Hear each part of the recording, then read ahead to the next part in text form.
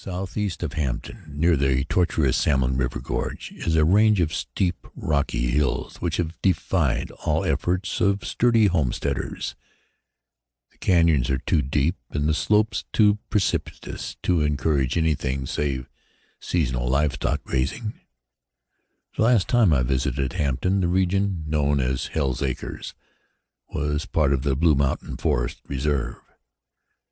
There are no roads linking the inaccessible locality with the outside world, and the hill folk will tell you that it is indeed a spot transplanted from his satanic majesty's front yard.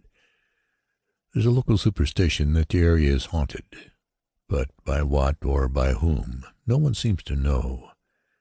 Natives will not venture within its mysterious depths, for they believe the stories handed down to them by the Nez Perce Indians, who have shunned the region for untold generations, because, according to them, it is a playground of certain giant devils from the outside. These suggestive tales made me very curious. My first excursion, and my last, thank God, into those hills occurred while Constantine Theonis and I were living in Hampton, the summer of 1938. He was writing a treatise on Egyptian mythology, and I found myself alone much of the time, despite the fact that we shared a modest cabin on Beacon Street, within sight of the infamous pirate house built by Exeter Jones over 60 years ago.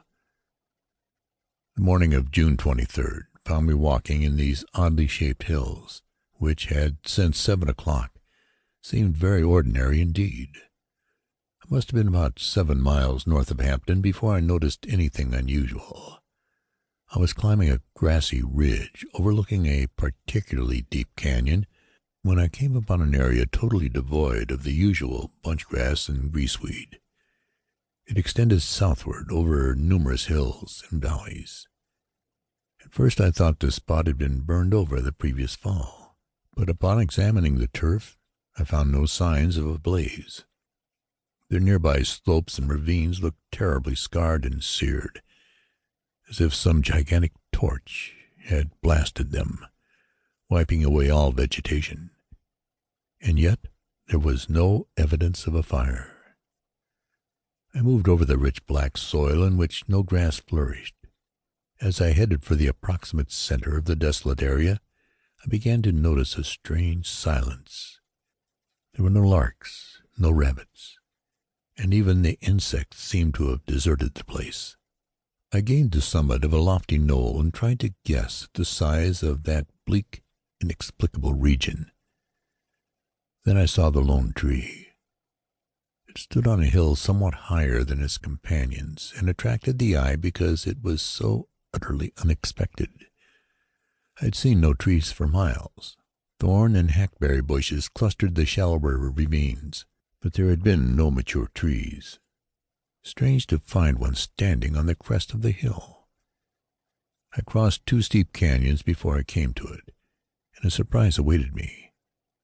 It was not a pine tree, nor a fern tree, nor a hackberry tree.